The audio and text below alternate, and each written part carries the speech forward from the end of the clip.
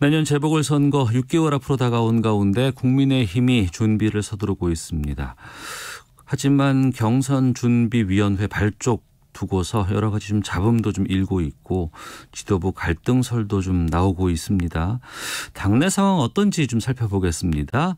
국민의힘의 김현아 비상대책위원을 연결하겠습니다. 안녕하십니까?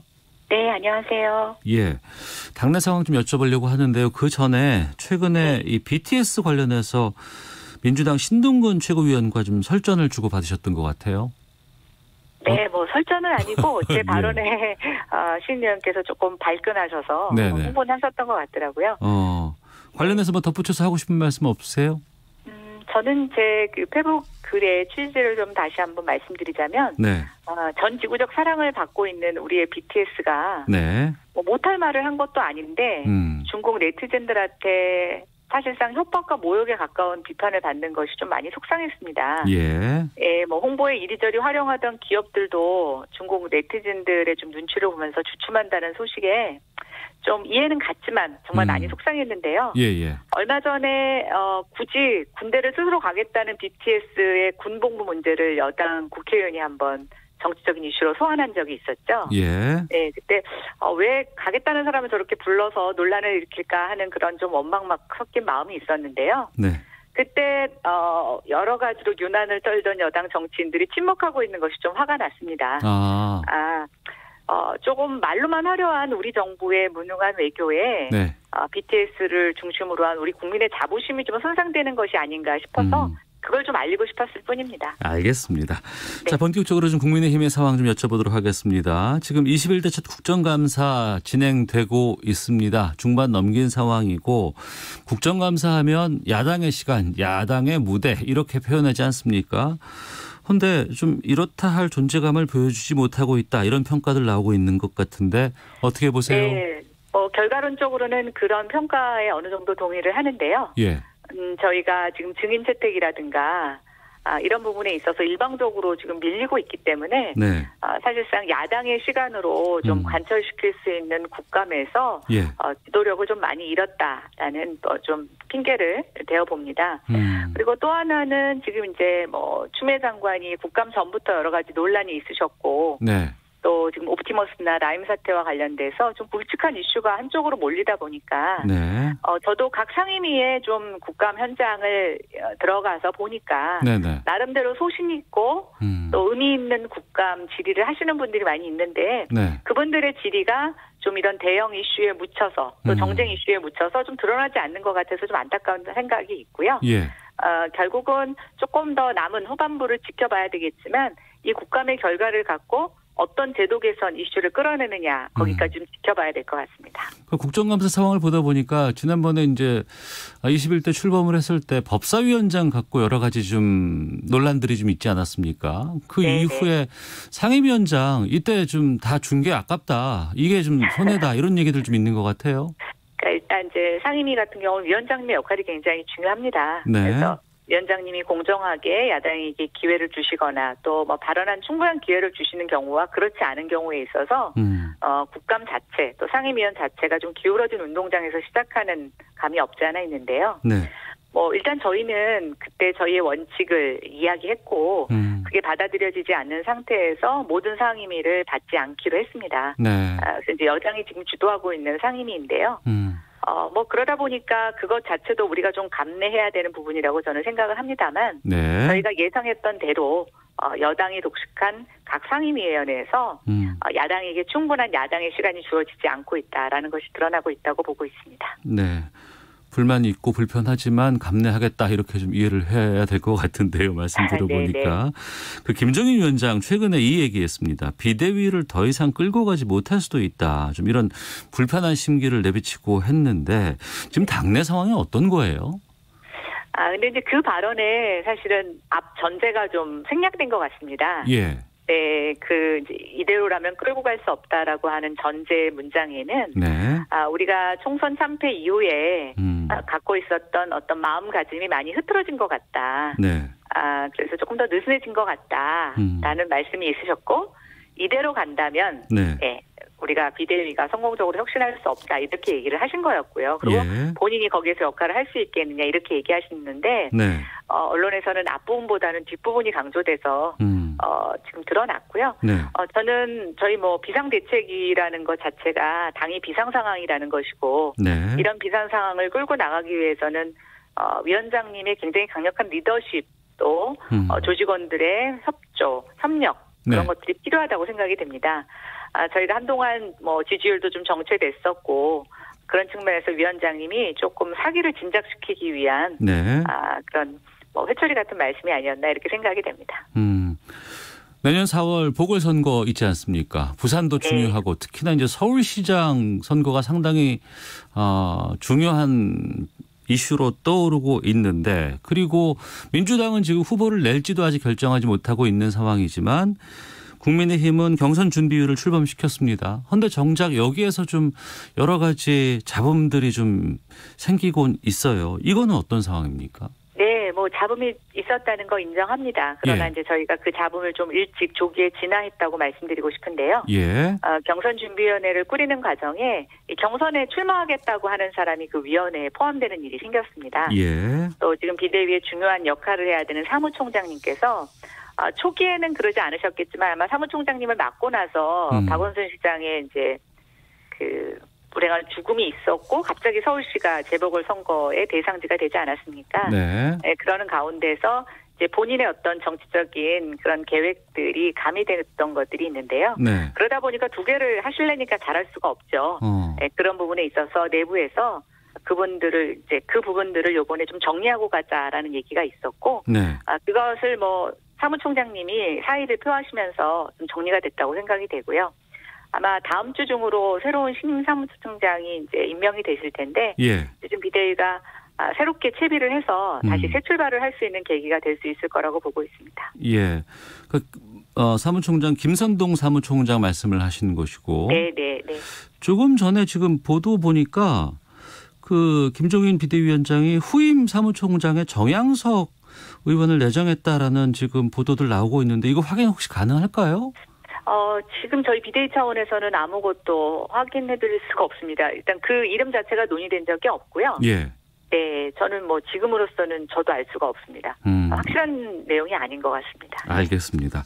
자, 그리고 이달 초였습니다. 김종인 비대위원장 경제 3법 노동관계법 함께 개편하자고 정부에 제의를 했습니다.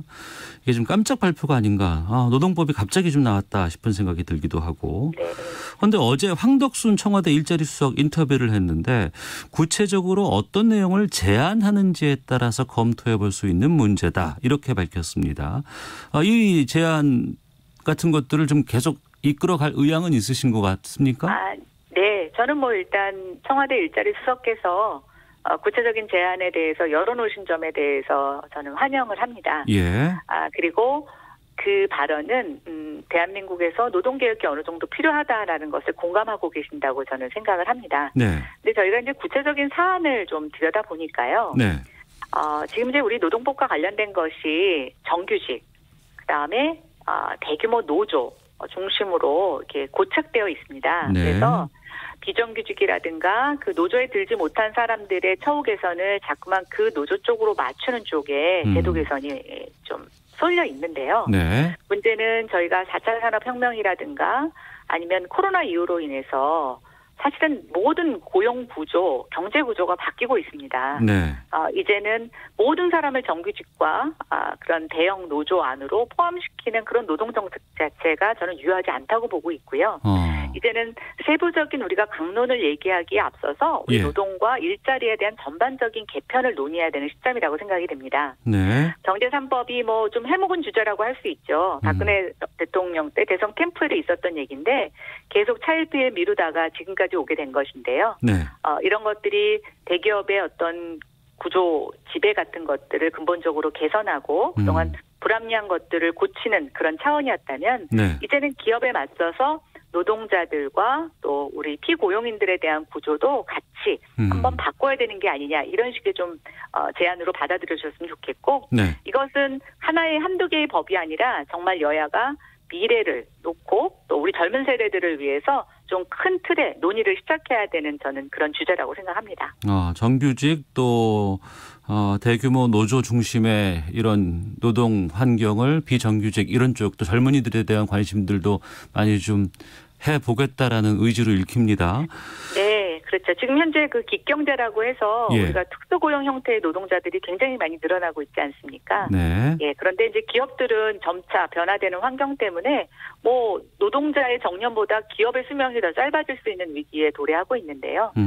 지금까지의 저는 노동 관련 정책들은 정말 이제 한번 재점검해보지 않으면 기득권들은 자기들의 위치를 더 확고히 견고히 할 수 있고 반면에 새로 진입해야 되는 청년들에 대해서는 영원히 넘사벽이 될 수밖에 없는 그런 환경이라고 보여집니다. 알겠습니다.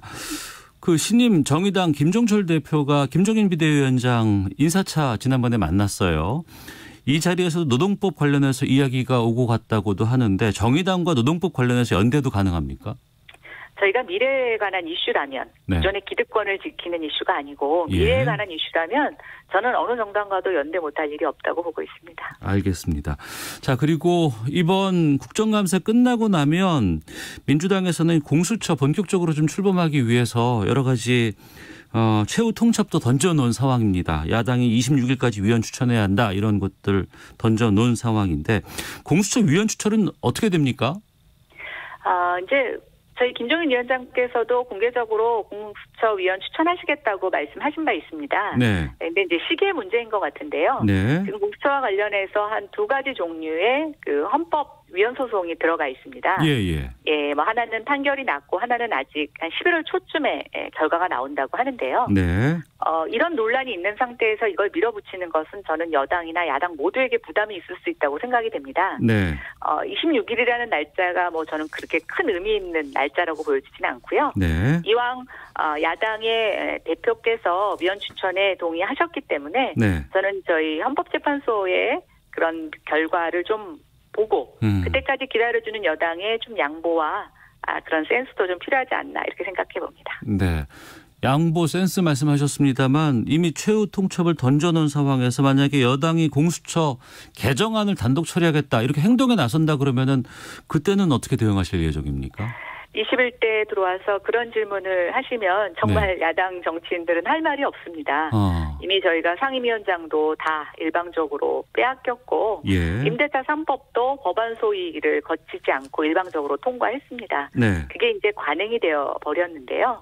저는 이번에 공수처도 그렇게 만약에 저희가 처리를 한다면 정말 민주주의의 후퇴라고 하는 오명을 벗기 어려울 것으로 보고 있고 저는 문재인 정부도 계속 그렇게 나가기에는 정치적 부담이 있을 것으로 보고 있습니다. 그래서 뭔가 이제 여당이 지금 다수도 확보하고 있고 뭔가 여당이 큰 주도권을 발휘할 수 있을 때 저는 야당을 그런 과정에 끌어들일 수 있는 좀 통 큰 양보 또 협치가 정말 필요하다고 생각이 됩니다. 네, 앞서서 김연아 위원께서 임대차 3법 얘기를 하셨는데 또 부동산 관련해서도 전문가시니까 좀 여쭤보겠습니다. 최근에 전세 물량 부족하다는 얘기가 참 많이 나오거든요. 네. 이 원인은 뭐라고 보세요? 전세난이 지금 뭐 가장 전세난이라고 하면은 전세를 찾는 사람은 많은데 공급이 부족하다는 얘기겠죠.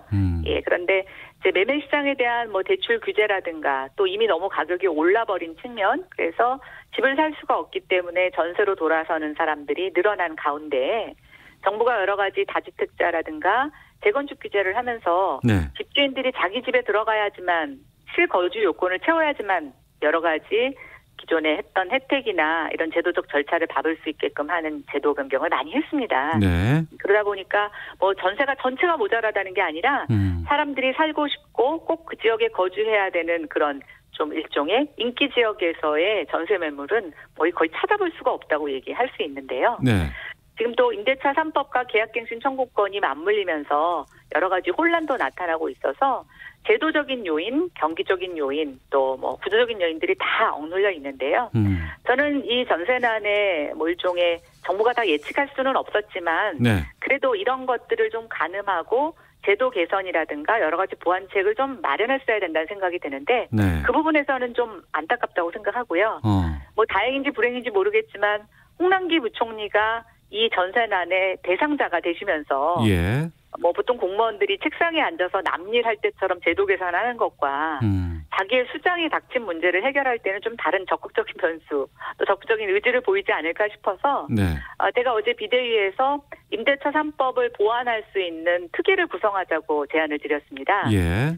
지금 법률구조공단에서 임대차 분쟁조정위원회라는 상설기구가 작동을 하고 있습니다. 네. 임대차에 여러 가지 문제가 생길 때 거기에 분쟁을 신청하거나 하는 제도인데요. 네. 거기와 또 법사위의 주무부처인 법사위, 또 정책적인 내용을 담고 있는 국회 국토위, 또 외부 전문가들로 인해서 이 특위를 구성하고 난 이후에 지금 벌어지고 있는 이 모든 혼란에 대해서 네. 단기적으로 해결할 수 있는 방안, 또 중장기적으로 우리가 법 개정이나 보완을 통해서 해결할 수 있는 방안들을 적극적으로 검토해야 된다고 생각이 됩니다. 네. 지금 시장에서는 너무나 혼란스럽고요.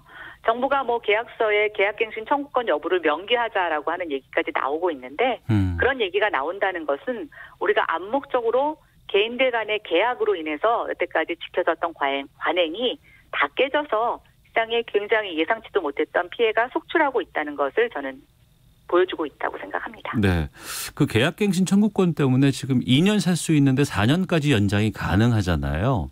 네. 그런 상황이기 때문에 신규로 전세 시장에 들어오는 분들은 좀 힘들지만 이게 좀 어느 정도 과도기를 겪고 나면 안정될 수 있다. 뭐 이런 분석들도 나오곤 있는데 안정 시기는 언제쯤으로 전망하십니까?